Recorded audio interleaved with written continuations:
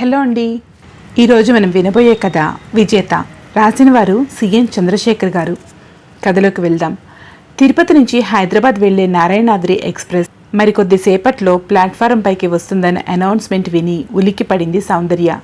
సుందర్ ఇంకా రాలేదు అనుకుంది. చేతిలోని హ్యాండ్ బ్యాగ్ని గట్టిగా 2 చేతులతో పట్టుకొని చుట్టూ చూసింది. సుందర్ ఎక్కడా కనిపించలేదు. తల్లిదండ్రులకు చెప్పకుండా ఊరు వదిలి వెళ్తున్నందుకు ఆమెకు ఎంతో బాధగా మరెంతో భయంగా ఉంది. ఇప్పుడు సుందర్ కనపడకపోవడంతో ఆమెకి మనసులో ఏమూలో ఆశ మొదలైంది. సుందర్ రాకపోతే తను ఇంటికి వెళ్ళిపోవచ్చు. అమ్మా నాన్నలు ఎక్కడికి వెళ్ళావని అడిగితే ఏదో ఒక కారణం చెప్పి నమ్మించవచ్చు. తనని రమ్మని చెప్పి అతను రాకపోవటం సుందర తప్పు కనుక తనను నిందించడు అనుకుంది. ఆ ఆలోచన రాగానే ఆమెకు నిశ్చింతగా అనిపించింది. ఇంతలో ట్రైన్ వచ్చి ప్లాట్ఫారం పైన ఆగింది. తను ఎక్కవలసిన S2 కంపార్ట్మెంట్ తన ఎదురుగానే ఉంది. ఆమె బెంచీ పైన కూర్చొని ఉరుకులు పరుకులు పెడుతూ ట్రైన్ వైపు వస్తున్న ప్రయాణికులను చూస్తూ ఉండిపోయింది. గార్డ్ విజిల్ ఊదాడు. సుందర్ ఇక రాడని నిశ్చయించుకొని ఆమె లేచి నిలబడింది. అప్పుడు మోగింది ఆమె ఫోను. సుందర్ చేస్తున్నాడు. వెంటనే కాల్ రిసీవ్ చేసుకొని, సుందర్ ఎక్కడున్నావు అని అడిగింది. ముందు నువ్వు ట్రైన్ ఎక్కు అన్నాడు సుందర్. నువ్వు? నేను జనరల్ కంపార్ట్మెంట్లో ఉన్నాను. తెలిసిన వాళ్ళు మన ఇద్దరినీ చూస్తే ఇబ్బంది అవుతుంది. నేను కావలిలో నీ దగ్గరకు వస్తాను, త్వరగా ఎక్కు.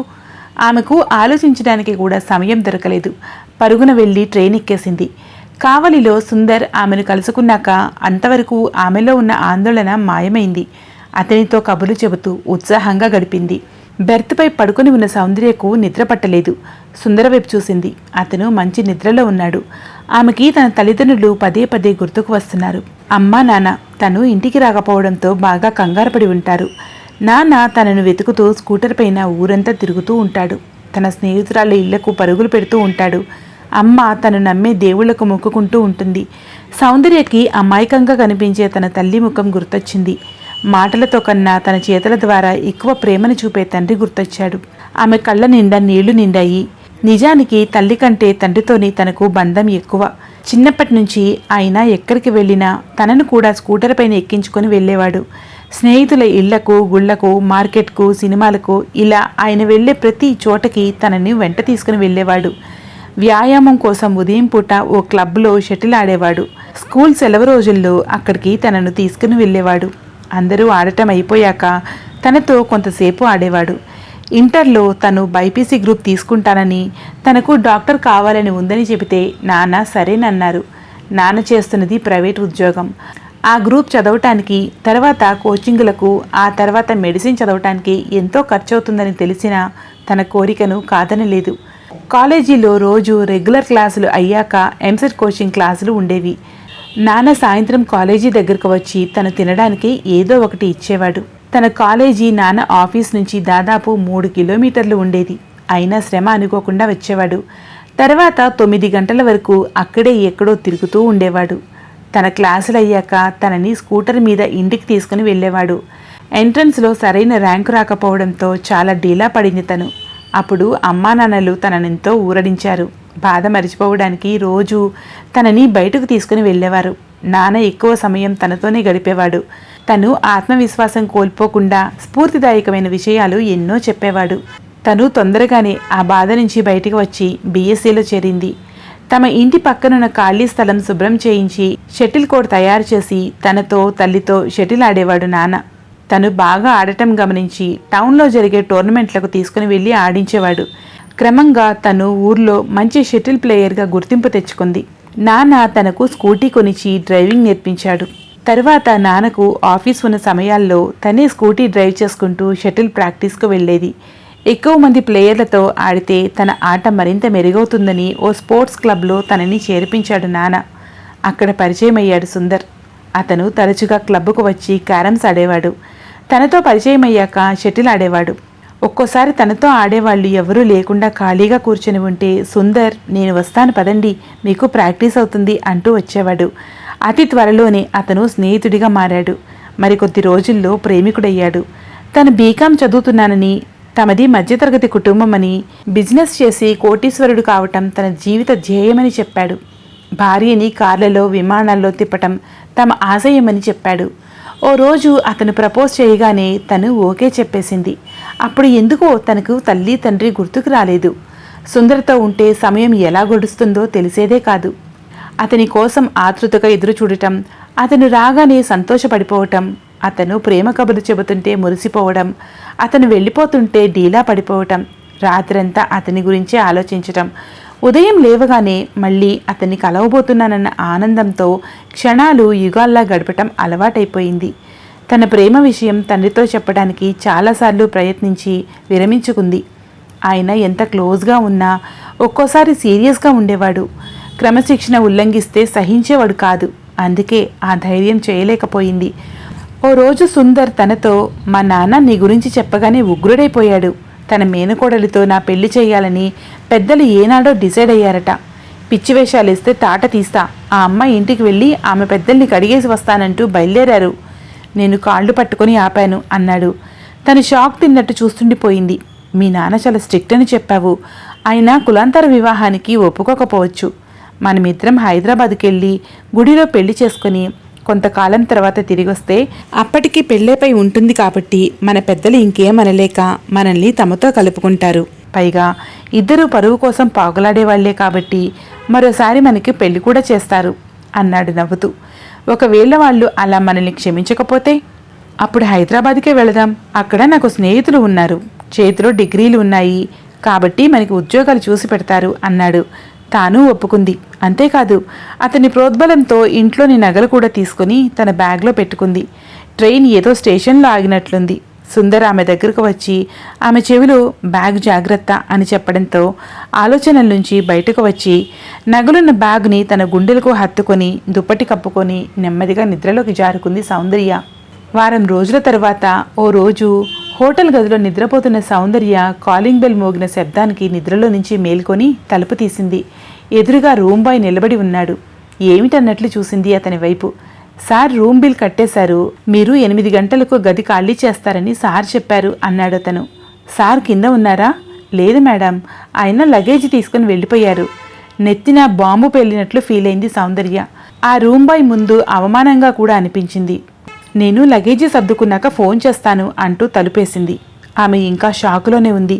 సుందర్ ఎక్కడికి వెళ్ళాడు? వెళుతున్నట్లు తనకెందుకు చెప్పలేదు?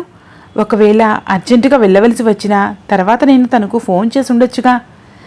వెంటనే డ్రెస్సింగ్ టేబుల్ పైన ఉన్న మొబైల్ను అందుకుని సుందర్కు కాల్ చేసింది.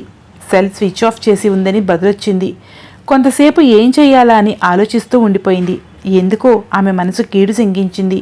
సుందర్ ఇక రాడని మనసు చెబుతోంది. చిన్నప్పటి నుంచి తను క్లాసులో ఫస్ట్ వచ్చేది. టీచర్లు, బంధువులు, స్నేహితులు అందరూ తన తెలివితేటలకు మెచ్చుకునేవారు. మరి సుందర్ విషయంలో తన తెలివితేటలు ఏమయ్యాయి? ప్రతి విషయంలోనూ మంచి చెడు బేరీజు వేసుకొని నిర్ణయం తీసుకునే తను ఎందుకు ఇలాంటి తప్పుడు నిర్ణయం తీసుకుంది? సుందర్ హైదరాబాద్కు వెళ్దాం అనగానే తను ఎందుకు వద్దని గట్టిగా చెప్పలేకపోయింది? వయసు ప్రభావమా లేక ప్రేమమైకమా అనుకొని బాధపడింది. ఈ పరిస్థితుల్లో ఆత్మహత్య చేసుకోవడమో లేక జనారణ్యంలోకి వెళ్ళి బతుకును కుక్కలు చింపిని విస్తరి చేసుకోవడమో కన్నా తిరిగి తన తల్లిదండ్రుల దగ్గరికి వెళ్ళి వారిని క్షమాపణ వేడి భవిష్యత్తులో వారికి ఎటువంటి క్షోభ కలిగించనంటూ మాటివ్వాలని నిర్ణయించుకుంది. తర్వాత లేచి తన దగ్గర ఉన్న డబ్బులు ఊరికి వెళ్ళడానికి సరిపోతాయో లేదోనని హ్యాండ్ బ్యాగ్ తెరిచి చూసిన ఆమె షాక్ తిన్నట్టు కూర్చుండిపోయింది. హ్యాండ్ బ్యాగ్లో తను తెచ్చిన నగలు లేవు. వైజాగ్ నగరంలో అత్యంత అధునాతనమైనదిగా పేరు పొందిన దివ్య హాస్పిటల్లోని విజిటర్స్ లాంజ్లో కూర్చొని ఉన్నాడు సుందరమూర్తి. అతని భార్య విద్యాధరి ఆపరేషన్ థియేటర్లో ఉంది. మరి కాసేపట్లో ఆమెకి సర్జరీ జరగబోతోంది. పేదవాళ్ల హాస్పిటల్గా పేరు పొందిన డాక్టర్లు అందులో పనిచేస్తూ ఉండటం, దేశంలోనే మంచి హాస్పిటల్గా పేరు పొంది ఉండటం వల్ల అతను తన భార్యని ఇక్కడ చేర్చాడు. చాలా హాస్పిటల్స్లో చూపించిన వ్యాధి నయం కాక చావుతో పోరాడుతున్న ఆమెకి ఇక్కడ సరైన వైద్యం లభిస్తుందనే నమ్మకంతో ఉన్నాడు. దాదాపు 2 గంటల సేపు అక్కడ ఉన్న మ్యాగజైన్స్ తిరిగేసిన అతను కాఫీ తాగి వద్దామని బయలుదేరుతుంటే ఎదురుగా దాదాపు 50-55 ఏళ్ల మధ్య వయసు ఉన్న స్త్రీ కనిపించింది. ఆమెను చూసి ఈమె సౌందర్యలా ఉందే అనుకుంటూ ఆమె వైపు పరిశీలనగా చూశాడు. అంతలో ఆమె అతన్ని చూసి పలకరింపుగా నవ్వింది. హాయ్ సౌందర్య అన్నాడు. ఆమె ఇక్కడికి ఎలా వచ్చిందని ఆశ్చర్యపోతూ. ఇంతలో ఓ గదిలో నుంచి నర్సు వచ్చి సిస్టర్ అని పిలవడంతో వస్తున్నా అంటూ ఆ గదిలోకి వెళ్ళిపోయింది సౌందర్య. సౌందర్య ఇంకా చాలా అందంగానే ఉంది. ఆమె తనని ప్రేమించింది కానీ తను ప్రేమించలేదు. ప్రేమించినట్లు నటించాడు. అంతే, పాపం తనను నమ్మి హైదరాబాద్కు వచ్చేసింది. వారం రోజులు ఆమెతో గడిపి ఆమె తెచ్చిన నగలు తీసుకుని చెప్పకుండా వచ్చేశాడు తను. అక్కడి నుంచి నేరుగా విజయవాడ వెళ్ళి ఆ నగలు అమ్మి వచ్చిన డబ్బుతో చిన్న వ్యాపారం మొదలుపెట్టాడు. క్రమంగా బిజినెస్ పెరిగి కొత్త పరిచయాలు ఏర్పడ్డాయి. అలా పరిచయమైన ఓ పెద్ద కాంట్రాక్టర్ అతన్ని కూతుర్నిచ్చి పెళ్లి చేశాడు. అప్పటి నుంచి మరింత ఎదిగి ఇప్పుడు తను విజయవాడలోని నెంబర్ 1 కాంట్రాక్టర్గా ఉన్నాడు. తను వ్యాపారం ప్రారంభించాక సౌందర్య గురించి ఎప్పుడూ ఆలోచించలేదు. అయితే వయసు మీద పడుతున్న సమయంలో సౌందర్య గుర్తుకు వచ్చింది. ఆమెకి తను చేసిన అన్యాయం గుర్తొచ్చింది. భార్య అనారోగ్యం పాలవడంతో తనలో పాపభీతి మొదలైంది. ఆమె కనిపిస్తే పాప పరిహారంగా కొంత డబ్బు ముట్ట చెప్పాలని తను అనుకున్నాడు. ఈరోజు అనుకోకుండా ఆమె కనిపించింది. ఆమె నుంచి తీసుకున్న నగలు ఆ రోజు అమ్మితే ₹1,00,000 వచ్చింది. బ్యాంకు వడ్డీ లెక్క వేసుకుంటే ఇప్పటికీ ఆ సొమ్ము 5 లక్షల వరకు ఉంటుంది. ఆ సొమ్ముకు చెక్కు రాసి సౌందర్యకిస్తే తనకు పాప విముక్తి కలుగుతుంది. నర్సుగా పనిచేస్తున్న ఆమెకు ఏదో ఒక అవసరానికి ఉపయోగపడుతుంది అనుకున్నాడు.